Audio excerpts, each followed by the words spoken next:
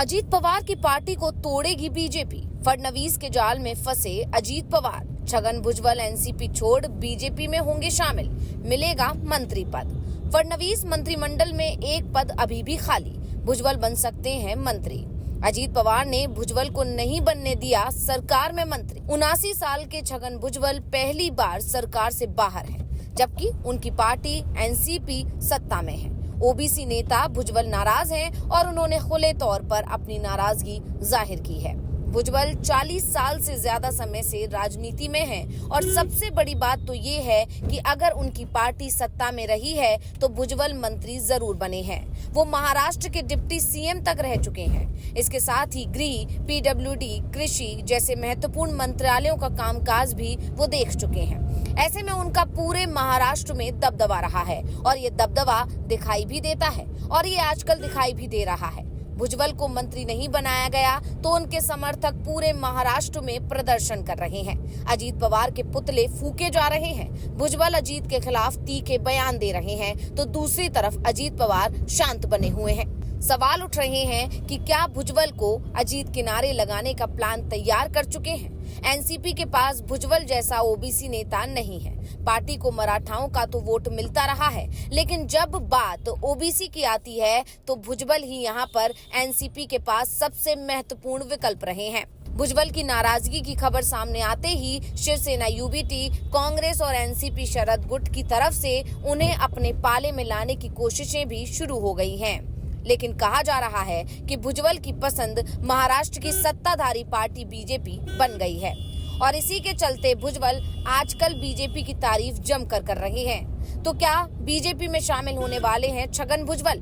तो आज हम इसी सवाल को लेकर करेंगे बात। वीडियो को आखिर तक जरूर देखें। छगन भुजबल को मंत्रिमंडल से क्यों बाहर रखा गया, इस पर कई तरह की अटकलें हैं। बीजेपी और एनसीपी के बड़े नेता इस पर खामोश हैं। भुजबल को किनारे लगाने की रणनीति के पीछे अजीत पवार का ही हाथ माना जा रहा है और ये बात भुजबल खुलकर बोल भी चुके हैं। उन्होंने कहा था कि देवेंद्र फडणवीस उन्हें मंत्री पद देने को तैयार थे, लेकिन उनकी मजबूरी ये थी कि वो ये तय नहीं कर पा रहे थे कि एनसीपी से कौन मंत्री बनेगा। ये तय अजीत पवार को करना था और अजीत पवार ने जिन 9 विधायकों के नाम तय किए उन्हें मंत्री पद मिला भी। भुजबल के समर्थकों की तरफ से तो यहाँ तक दावा किया जा रहा है कि अजीत पवार उनके बढ़ते कद से परेशान थे। भुजबल के कद का कोई दूसरा ओबीसी नेता इस समय महाराष्ट्र में नहीं है और ये बात अजीत पवार को परेशान कर रही थी। इसलिए उन्होंने भुजबल का कद छांटने की प्लानिंग कर ली और उन्हें मंत्री पद नहीं देकर किनारे लगा दिया। दरअसल भुजबल को किनारे लगाने का एक कारण मनोज जरांगे का मराठा आरक्षण आंदोलन भी था। देवेंद्र फडणवीस पिछली शिंदे सरकार में गृह मंत्री थे तो भुजबल के पास कृषि मंत्रालय था। मराठा आंदोलन के दौरान मनोज जरांगे पाटिल ने सबसे ज्यादा फडणवीस पर निशाना साधा था। उन्होंने जालना के अंतरवाली सरती गांव में भूख हड़ताल के दौरान भीड़ पर पुलिस लाठीचार्ज के लिए भी फडणवीस को जिम्मेदार ठहराया। तब डिप्टी सीएम रहे फडणवीस चुप रहे और मनोज जरांगे को काउंटर के लिए ओबीसी नेता छगन भुजबल को आगे किया। फिर एक वक्त ऐसा आया जब मराठा आरक्षण के मुद्दे पर भुजबल और जरांगे आमने सामने आ गए। दोनों के बीच जमकर जुबानी जंग हुई। मनोज जरांगे पाटिल ने भी छगन भुजबल पर बीजेपी के लिए काम करने के आरोप लगाए। एक तरफ भुजबल की फडणवीस से करीबी बढ़ रही थी तो दूसरी तरफ मराठा आरक्षण का विरोध कर भुजबल अजीत पवार के निशाने पर भी आ गए थे। अजीत पवार की एनसीपी का मुख्य आधार मराठा ही है, लेकिन चुनाव का समय था और अजीत पवार भुजबल पर कार्रवाई कर ओबीसी वर्ग की नाराजगी नहीं लेना चाहते थे।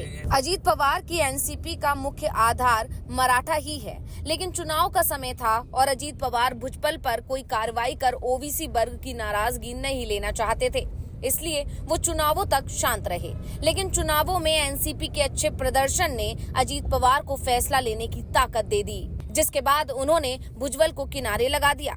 अजीत पवार ने भी एक तीर से कई निशाने साध दिए। उन्होंने पार्टी में समानांतर सिस्टम बना रहे छगन भुजबल को मंत्री नहीं बनाने पर हामी भर दी। साथ ही फडणवीस के सामने उन 3 नेताओं को भी मंत्रिमंडल में नहीं रखने की शर्त रख दी, जिन्होंने उनके और पवार फैमिली को लेकर जले कटे बयान दिए थे। उनमें बीजेपी विधायक गोपी चंद पडलकर, शिवसेना के नेता तानाजी सामंत और शिवसेना विधायक विजय शिवतारे शामिल थे। तानाजी सावंत ने कहा था कि वो कैबिनेट की बैठक में जब अजीत पवार के साथ बैठते हैं तो उन्हें उल्टी आती है। गोपीचंद पडलकर ने भी शरद पवार और अजीत पवार की काफी आलोचना की थी। विजय शिवतारे के खिलाफ एनसीपी ने गठबंधन के बावजूद कैंडिडेट उतारा था। हालांकि शिवतारे जीत गए मगर मंत्री नहीं बन सके। मंत्रिमंडल गठन के बाद एनसीपी प्रवक्ता ने खुशी जाहिर करते हुए कहा कि जिन लोगों ने हमारे पार्टी अध्यक्ष के खिलाफ अपमानजनक टिप्पणी की वो कैबिनेट में नहीं है। लेकिन ये भी कहा जा रहा है कि ये पूरा खेल देवेंद्र फडणवीस ने ही खेला है और इसमें अजीत पवार बुरी तरह से उलझ गए हैं। छगन भुजबल को फडणवीस ने ही बताया कि वो उन्हें मंत्री पद देने को तैयार हैं, लेकिन अजीत पवार तैयार नहीं है। फडणवीस छगन का साथ देने की बात कर रहे हैं, लेकिन मजबूरी जता रहे हैं कि एनसीपी विधायक होने के चलते उन पर फैसला अजीत पवार को लेना है।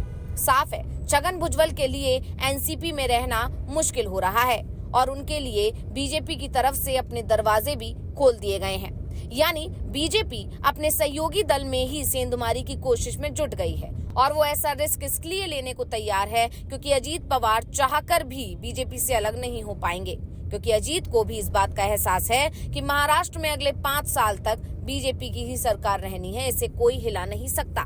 एनसीपी सरकार में रहें या अलग हो जाएं। महाविकास अघाड़ी की तरफ से तो अजीत पवार को वार्निंग दे दी गई है कि अगर वो बीजेपी के साथ रहते हैं तो उनकी पार्टी ही समाप्त हो जाएगी, क्योंकि मोदी राज शुरू होने के बाद से ही बीजेपी के जितने भी गठबंधन सहयोगी हैं वो सभी धीरे धीरे कमजोर होते जा रहे हैं। जिस दल ने भी बीजेपी का साथ दिया है उसे जनता ने सजा सुना दी है और 5 साल बाद जब भी चुनाव होंगे अजीत पवार की एनसीपी को भी जनता सजा सुना देगी। वैसे भी गृह मंत्री अमित शाह का एक बयान बार बार चर्चाओं में आ रहा है।